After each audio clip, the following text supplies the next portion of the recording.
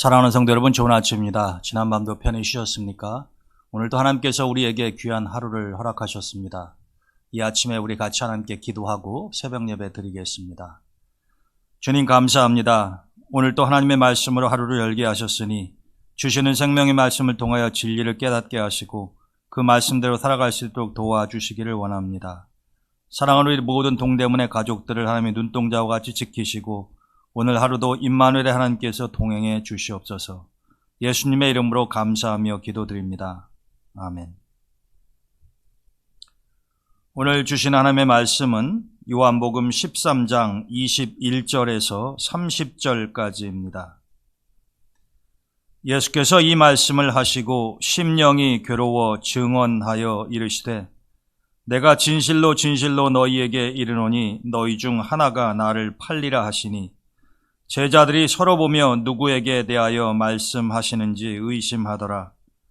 예수의 제자 중 하나 곧 그가 사랑하시는 자가 예수의 품에 의지하여 누웠는지라.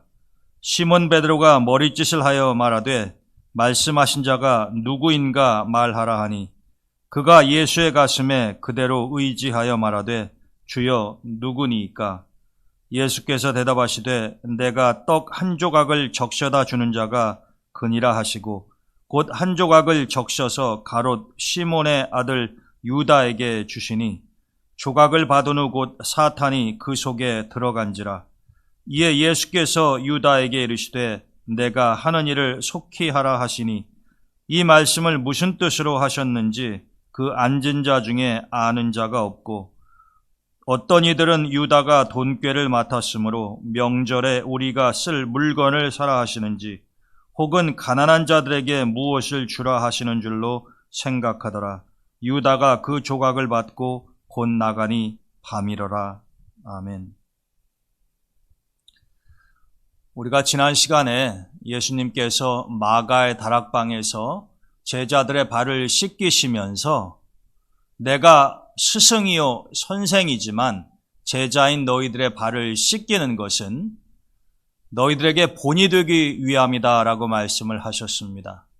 물론 예수님은 우리의 삶의 전반적인 영역에서 모든 면에서 본이 되시지만 특별히 죽음을 앞에 두시고 제자들과 유월절 만찬을 하시는 가운데 그들의 발을 씻겨주신 것은 이 섬김의 대표적인 본이라 이렇게 생각할 수 있겠습니다. 예수님이 이렇게 본을 보여주셨던 이유는 장차 제자들도 주님의 모습을 닮아서 다른 사람들의 발을 씻겨주는 심정으로 섬기고 헌신하고 봉사하라는 그런 의미가 담겨져 있었을 것입니다.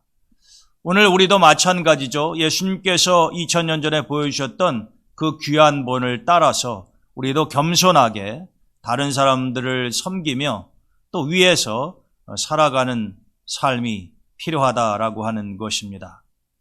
오늘 본문의 말씀은 이제 마가의 다락방에서 일어났었던 두 번째 일로 예수님께서 가룟 유다가 자신을 팔 것을 말씀을 하고 계십니다. 본문 21절에 보게 되면 너희 중 하나가 나를 팔리라 이렇게 말씀하시는데 그때의 예수님의 모습이 심령이 괴로워라고 요한은 기록하고 있습니다. 왜 예수님의 마음이 괴롭지 않겠습니까? 왜 그 심령이 찢어질 듯 아프지 않으시겠어요? 다른 사람도 아닌 자신이 3년여 동안 데리고 다녔던 12제자 중에 하나가 자신을 배신할 거라고 하는 것을 알고 계셨는데 얼마나 주님의 마음이 괴로웠겠습니까? 주님께서 이렇게 말씀을 하시니까 다른 제자들은 도대체 누가 우리 중에 주님을 판다는 이야기인가 이해할 수가 없었습니다. 그때에 베드로가 몸짓과 눈짓으로 예수님 바로 옆에 있었던 사도 요한에게 그게 누구야? 선생님에게 한번 물어봐. 이런 식으로 사인을 보냈던 것 같습니다. 그랬더니 이 사도 요한이 이 베드로의 몸짓을 금방 알아채고 주님에게 여쭈어 보았습니다. 주님, 도대체 누가 우리 중에 주님을 판다는 이야기입니까? 그랬더니 예수님이 구체적으로 가룟 유다의 이름을 언급하지는 않으시고 지금 만찬을 하는 가운데 오늘로 말하면 우리가 이제 성만찬 예식 아닙니까? 내가 빵 한 조각을 띄어서 적셨다가 주는 그 자가 바로 나를 팔리라 이렇게 말씀하시고, 이 빵 한 조각을 띄어서 포도주에 적셔서 준 사람이 바로 가룟 유다였다라고 하는 것입니다. 예수님이 이름을 언급하지 아니하셨지만 그가 곧 예수님을 팔 거라고 하는 것을 보여주셨던 것이죠. 근데 흥미로운 사실은 오늘 본문 27절에 보게 되면은 가룟 유다가 그 조각을 받은 후 곧 사탄이 그 속에 들어간지라 이렇게 되어 있습니다. 여러분, 지난 시간에 우리가 예수님이 본을 보이시기 이전에 13장 2절에 이렇게 기록된 말씀 기억하십니까? 마귀가 벌써 시몬의 아들 가룟 유다의 마음에 예수를 팔려는 생각을 넣었더라. 지난 시간에는요, 우리가 마귀가 직접 가룟 유다에게 들어간 것이 아니라 사탄이 예수님을 팔 생각만 유다에게 집어넣어줬다 이렇게 되어 있습니다. 근데 오늘 본문의 말씀을 보면 사탄이 그 속에 들어갔다, 즉 유다 안에 들어갔다 이렇게 되어 있죠. 그럼 참 흥미로운 장면이 아닐 수가 없습니다. 생각만 집어넣었던 사탄이 이번에는 직접 사단이 유다에게 들어가니까 어떻게 합니까? 오늘 본문 마지막 절에 보게 되면 유다가 그 조각을 받고 곧 나가니 밤이더라. 행동으로 옮기는 거죠. 여러분, 여기에서 우리는 아주 중요한 깨달음을 얻을 수가 있습니다. 마귀는 우리에게 끊임없이 악하고 나쁜 생각을 집어넣어준다라고 하는 거죠. 그래서 여러분, 우리가 무심결에 꼭 의도적이 아니라고 하더라도 이 악하고 좋지 않은 생각을 할 때가 많이 있지 않습니까? 그런데 생각으로 그치는 경우가 있고 그것이 행동으로 옮겨지는 경우가 있죠. 세상적으로는 생각만 하는 것이 죄가 되지는 않습니다. 그러나 그 사악한 생각이 행동으로 옮겨져서 누군가에게 해를 끼쳤을 때 그것은 범죄 행위가 되는 것이죠. 유다도 마찬가지입니다. 유다의 마음속에 사단이 예수님을 팔 생각을 처음에 넣어줬어요. 그런데 유다가 그런 악한 생각이 자신의 마음속에 스며들 때에 그것을 사탄아 물러가라 그러면서 과감하게 내가 어떻게 주님을, 스승님을 팔 수가 있단 말이냐, 이렇게 자기의 생각을 조절할 수 있고 억누를 수 있었으면 괜찮았을 텐데, 이 가룟 유다는 사단이 넣어준 생각에 무방비 상태로 열려져 있었다라고 하는 것을 우리가 알 수가 있습니다. 그래서 오늘 본문에 사단이 그 속에 들어가니까, 즉 유다의 마음속에 들어가니까 바로 그 생각이 행동으로 연결되는 것 아니냐라고 하는 것입니다. 여러분, 이것이 참 중요한 전환점이고 무서운 것이죠. 우리가 언제든지 선하고 좋고 아름다운 생각만 하며 살아가면 얼마나 좋겠습니까? 그러나 모든 인간은 그렇게 돼 있지를 않아요. 우리는 때로 시기하는 마음, 질투하는 마음, 누군가를 해하고 싶은 마음, 심지어는 죽이고 싶은 마음까지 들 때가 있다 이 말입니다. 근데 그런 악한 생각이 우리의 마음속에 스며들어올 때 그것을 과감하게 쳐내고 정리를 해야 되는 건데, 그러지 못하면 사단이 우리의 마음 상태를 너무나 잘 알기 때문에 이번에는 직접 들어온다는 거죠. 생각만 집어넣은 것에서 우리 안에 들어와서 우리가 그러한 행동을 할 수 있도록 조정한다라고 하는 것입니다. 여러분, 이것이 창세기에서 인류의 조상인 아담과 하와, 즉 하와를 사단이 유혹할 때 사용했던 수법하고 아주 비슷하지 않습니까? 선악과를 먹으면 죽는 것이 아니라 하나님처럼 될 수 있다라고 하는 그런 생각을 집어넣어 줬죠, 하와한테. 여러분, 하나님은 분명히 죽는다고 말씀하셨지만 하나님의 말씀은 이미 하와의 마음속에서 사라져버리고 그 공간에, 즉 하와의 마음에 사단의 생각이 들어가 있었다라고 하는 것입니다. 유다의 마음에 사단의 생각이 들어가 마치 뱀이 또아리를 들고 앉아있는 것과 똑같은 모습이었다라고 하는 것이죠.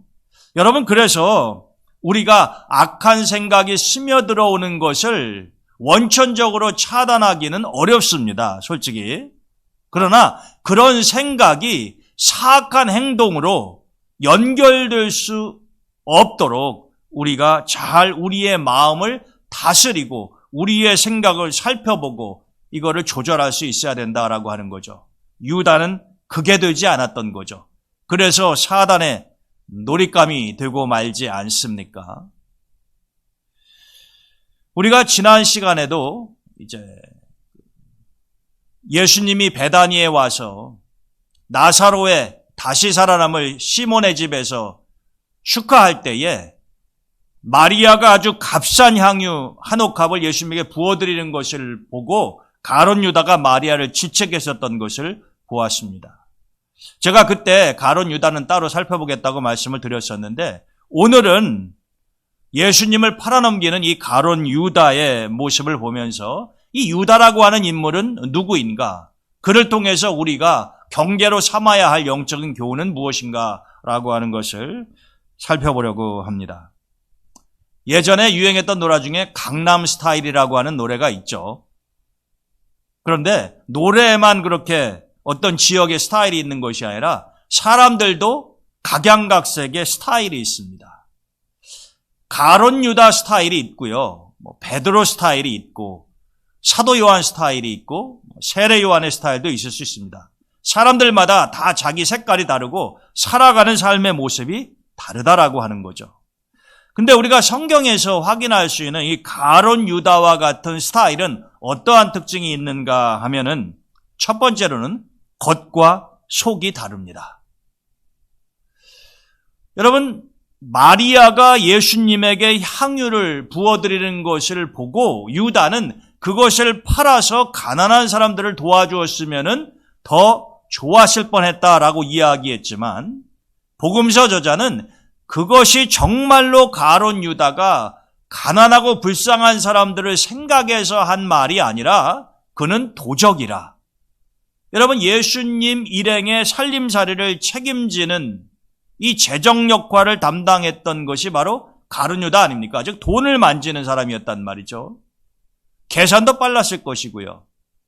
그런데 그의 마음속에는 어떻게 하면 기회가 되면 돈을 훔치기도 하고 자기 자신의 이익을 사리사욕을 채울 수 있을까? 그것으로 가득하지만 입으로 말을 할 때에는 자기의 본심을 숨긴 채 마치 아주 선한 사람처럼 가난하고 불쌍한 사람들을 아주 많이 생각하는 것처럼 행동을 한다라고 하는 것입니다. 왜 우리도 그런 표현 사용하지 않습니까? 저 사람은 겉과 속이 다른 사람이야. 그러니까 조심해야 돼. 내 앞에서 좋은 말 한다고 해서 그게 그 사람의 본심이 아니라고 하는 것을 꼭 명심해야 된다. 여러분, 만일 누군가가 나에 대해서 저 사람은 겉과 속이 다른 인물이니까 조심해야 된다라고 주변 사람들에게 이야기한다고 하면은 내 인생은 실패한 것이에요. 참 슬프고도 비참한 것입니다. 누가 겉과 속이 다른 사람을 모를 때는 모르겠지만 알고 있다고 하면은 가까이 하기를 원하겠습니까? 굉장히 조심하고 될 수 있으면 그런 사람과 거리를 두려고 하지 않겠습니까? 이 가룟 유다 스타일의 대표적인 모습이 겉과 속이 다르다라고 하는 것입니다. 이런 사람은 하나님도 좋아하지 않겠지만 사람들 사이에서도 인정을 못 받고 또 신뢰감을 주지 못하는 것이죠. 겉과 속이 똑같고 한결같은 사람이 믿을만한 것이고 사람들은 그러한 종류의 스타일을 더 좋아하지 않습니까? 이 가룟 유다 스타일과 상반되는 사람이 나다나엘과 같은 스타일의 사람입니다. 친구 빌립이 나다나엘을 데리고 주님 앞에 왔을 때에 주님께서 그를 처음 보자 마시자 하신 말씀이 무엇이었습니까? 내가 무화과 나무 아래에서 하나님 말씀을 읽고 있는 것을 내가 보았을 뿐만 아니라 내가 보니 너는 속에 간사한 것이 없다. 여러분, 나다나엘은 자기가 속으로 생각하는 것을 솔직히 밖으로 표출하는 그런 종류의 사람 아닙니까? 친한 친구 빌립이 내가 메시아를 만났다 그러니까 그가 묻죠. 그 메시아가 어디 출신이냐? 빌립이 나사렛에서 오셨다고 그러더라. 그러니까 나다나엘은 즉시 빌립의 이야기를 반박하면서 나사렛에서는 선지자가 나온 적이 없다라고 솔직하게 자기가 알고 있는 바를 이야기하지 않습니까? 여러분, 나다나엘의 이러한 모습은 친구 빌립에게는 상처가 되고 기분 나쁠 수도 있는 이야기예요. 그렇지만 자기가 속으로 생각한 것을 가감 없이 그대로 토설하는, 그러니 여러분, 겉과 속이 다를 수가 없는 것 아니겠습니까? 가룟 유다와 나다나엘은 아주 상반된 스타일이다라고 하는 것입니다. 분명한 것은 하나님이나 사람이나 이 겉과 속이 동일해야지, 겉과 속이 다른 사람을 더 좋아하거나 신뢰하지는 않는다라고 하는 것입니다. 두 번째로 이 가룟 유다 스타일의 사람은 상황의 변화에 민감하게 편승합니다. 여러분, 가룟 유다가 왜 예수님의 제자가 됐겠어요? 성경에는 예수님이 가룟 유다를 언제 만나서 그를 제자로 부르셨다, 그런 기록은 나와 있지 않습니다. 그러나 어느 시점에선가 그가 예수님을 만났고 또 예수님이 부르셨고 예수님을 따라다니고 싶은 마음이 있었으니까 그분의 제자가 되었을 것 아닙니까? 그런데 3년이라고 하는 시간 동안, 짧은 시간 아니죠, 주님을 따라다니다 보니까 주님께서 말씀하시고 행동하시는 것이 자기가 생각하고 있는, 자기가 원하는 이런 세상적인 것이 아니었다라고 하는 것을 유다가 알게 되는 겁니다. 여러분, 유다뿐만이 아니라 다른 제자들도 사실은 가장 원하는 것이 무엇이겠어요? 주님께서 그 놀라운 능력을 가지고 계신 그분께서 로마 제국을 엎으시고 그분의 나라를 이루었을 때에 우리도 한 자리 하고 싶다라고 하는 욕망 아닙니까? 여러분, 제자들이 누구나가 가지고 있었던 그 욕망이 어리석기는 해도 잘못된 것이라고 말하기는 어렵죠. 그들은 압제당하고 있었고 새로운 세상을 꿈꾸고 있었고 자기들의 능력으로는 할 수 없는 그 놀라운 일을 하실 수 있는 분을 만났고, 그래서 여러분, 친구들끼리도 박이 터지게 싸우잖아요. 누가 주님의 나라가 임할 때에 주님의 좌우편에 앉겠느냐라고 하는 그 문제에 있어서만큼은 친구들 간에 양보가 없었습니다. 항상 다투었죠. 그런 모습을 한심하게 주님께서 바라보시면서 너희들은 너희들이 원하는 것을 알지 못하고 있다. 내 좌우편에 앉는 사람은 사실은 누구보다도 앞서 희생당하고 죽임을 당할 수 있다고 하는 것을 너희들은 아직 깨닫지 못하고 그저 세상적으로 내가 가진 힘을 가지고 로마 제국을 물리치고 어떤 나라를 만들었을 때에 높은 자리에 앉아서 부귀영화를 누릴 생각만 하고 있구나, 이런 것 아닙니까? 그런데 여러분, 그것이 가룟 유다뿐만이 아니라 사실은 예수님을 따라다니는 12제자 모두에게 공통적으로 있었다는 거죠. 만약에 예수님께서 능력도 없고 따라다녀봐야 별로 생기는 것도 없는 분이다, 처음서부터 그랬다고 하면은 주님이 나를 따라오너라 그랬다고 해서 따라갔을까요? 그런데 시간이 지나면서 보니까 주님께서 추구하시는 것은 이 세상의 왕권이 아니라 영적인 부분이었고, 주님은 왕이 되시는 것이 아니라 하나님의 뜻에 따라 온 인류를 구원하시기 위해서 십자가의 길을 가시겠다라고 하는 것이니 가룟 유다가 실망할 수밖에 없지 않았겠습니까? 그래서 이 상황의 변화, 자기가 처음 예수님을 따라왔을 때하고 지금 예수님이 죽음을 눈앞에 두시고 일어나고 있는 이 상황과는 사뭇 다르지 않습니까? 가룟 유다와 같은 사람들은 자신의 이익과 사리사욕에 근거해서 상황이 바뀌게 되면 언제든지 갈아탈 수 있다라고 하는 것이죠. 여러분, 그래서 가룟 유다는 평상시에는 찾지도 않던 대제사장과 서기관의 무리들을 찾아가서 돈 받고 주님을 팔아넘길 생각을 하지 않습니까? 그 당시에는 정신 못 차렸던 가룟 유다가 그것이 자신에게 더 이익이 된다라고 판단을 했기 때문에 그러한 행동을 한 것이다라고 하는 겁니다. 오늘날도 마찬가지입니다. 하나님께서는 이 악인은 바람에 나는 겨와 같고 심지가 견고하지 못하다고 말씀하십니다. 이런 사람은 신실함이 없죠. 신실함이 없는 사람은 언제든지 바람에 나는 겨와 같이 가볍고 자기의 이익을 따라서 자신의 입장을 언제든지 얼마든지 바꿀 수 있는 사람이다라고 하는 겁니다. 여러분, 이런 사람을 하나님이 어떻게 믿겠습니까? 이런 사람을 어떻게 주변 사람들이 신뢰할 수 있겠느냐라고 하는 것입니다.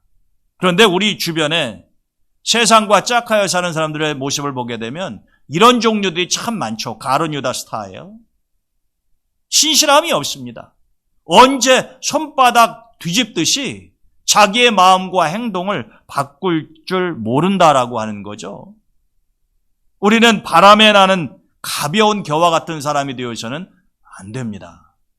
시냇가에 심은 나무가 바람이 불고 폭풍우가 몰아쳐도 그 물가에서 깊이 뿌리를 내리니 뽑히지 않고 풍성한 과실을 맺는 것처럼 복 있는 사람은 그런 시냇가에 심은 나무와 같다고 말씀하지 아니하십니까?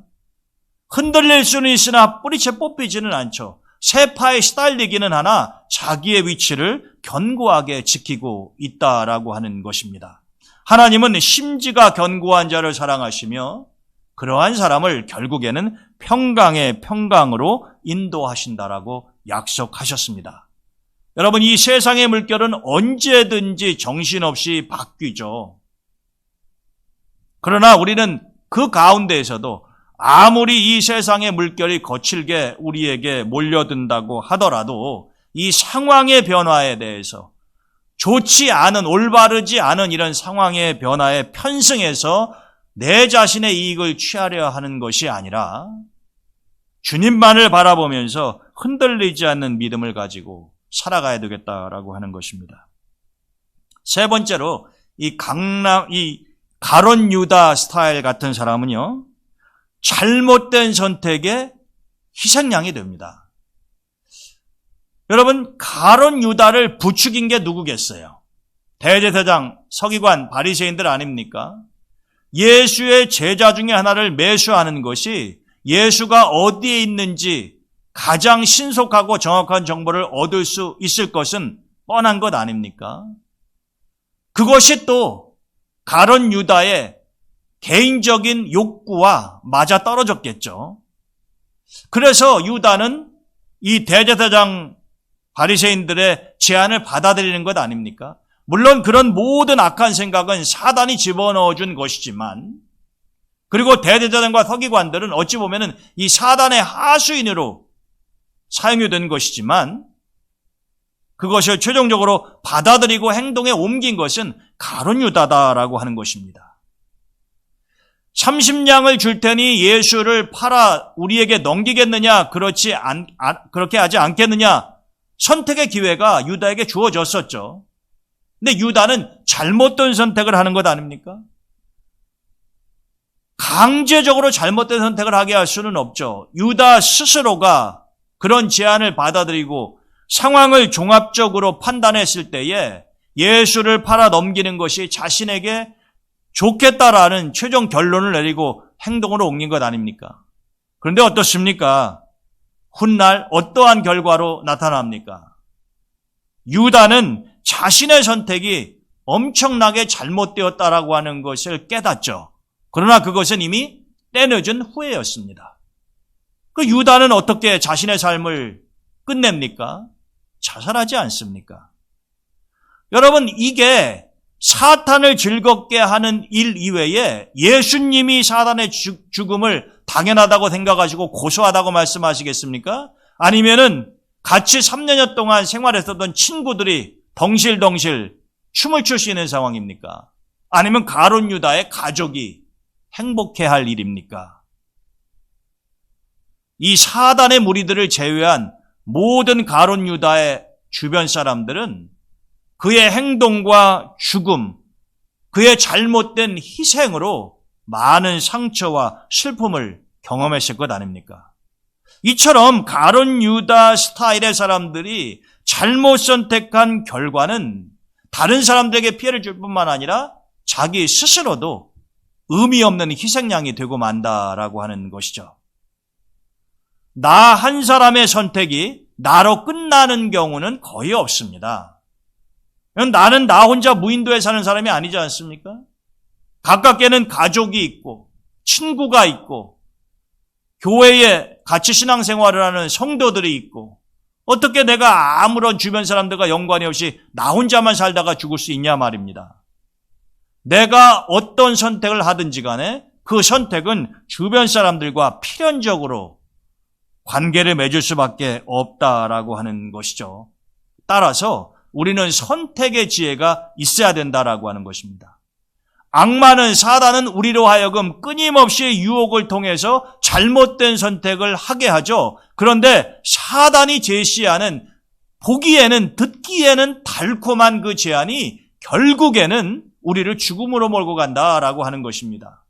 인류의 조상인 아담과 하와가 그것을 경험했고 하나님은 창세기에 그 기사를 기록해 놓으므로 우리가 아담과 하와와 같은 어리석은 전철을 밟지 않기를 원하고 계시는 것 아닙니까? 가룟 유다의 이야기를 이 복음서에 기록해 놓은 것도 사실은 우리 모두가 다 가룟 유다를 비난하거나 정죄하는 것이 아니라 그의 잘못된 삶과 선택을 경계표로 삼아서 우리가 그런 우를 다시 범하지 않도록 하시기 위한 목적이다라고 하는 것입니다. 마지막으로 이 가룟 유다 스타일의 사람들은 타인에게 피해를 주고 스스로 패망의 길을 걷는다라고 하는 것입니다. 여러분, 가룟 유다가 예수님을 팔아 넘겼죠. 예수님에게 엄청난 아픔과 피해를 준 것 아닙니까? 친구들에게는 어떠합니까? 가룟 유다가 그런 종류의 인간이었어? 그래도 우리는 그를 믿었는데, 아니 그가 우리 재정을 맡아서 3년여 동안 생활을 하면서 그렇게 많은 돈을 훔치고 착복하고 도둑놈과 같은 삶을 살았었어? 그러더니 나중에는 돈에 눈이 멀어서 스승까지도 팔아넘기고 그 돈 한 푼도 써보지 못하고 그렇게 스스로 목숨을 끊는 비참한 삶을 살다가 간 거야? 이런 베드로를 포함한 친구들이 다 그러한 말과 아픔이 있지 않겠습니까? 별로 어렵지 않은 상상이죠. 만약에 이와 유사한 일이 우리 주변에서 벌어졌다고 하더라도 오늘 지금 말입니다. 우리는 그런 똑같은 상황에서 같은 말을 할 거란 말입니다. 주변 사람들에게 많은 피해를 주었고 예수님의 제자로 선택이 되어서 영광스러운 자리에 올라갈 수 있었으나 결국 그는 지옥의 나락으로 떨어지는, 즉 멸망의 구렁텅이로 빠지는 그런 참 슬픈 인생의 종말을 맞이하지 않습니까? 여러분, 오늘 예수님께서 심령이 괴로워하시는 가운데 가룟 유다에게 빵 한 조각을 띄어서 포도주에 적셔 그에게 주신 이 행동은요, 사실은요, 그 마지막 순간에 가룟 유다에게 기회를 주신 거예요. 여러분 한번 생각해 보세요. 주님이 먼저 말씀하셨잖아요. 내가 이제 빵 한 조각을 띄어서 포도주에 적셔 누구에겐가 줄 텐데 그것을 받아 먹는 사람이 바로 나를 팔 자다. 이렇게 먼저 말씀하셨지 않습니까? 그리고 난 다음에 그것을 가룟 유다에게 주었단 말이에요. 그럼 가룟 유다가 주님을 팔 자라고 하는 것이 분명하게 드러난 것 아닙니까? 근데 예수님이 왜 이렇게 공공연하게 말씀을 하시고 행동으로 보여주시느냐 이 말이에요. 이것이 사실은 가룟 유다가 그 조각을 받고 주님을 팔려고 그 밤중에 나갔던, 그리고 나서는 가룟 유다가 주님과 더 이상 만남이 없지 않습니까? 이 마지막 기회라는 거죠.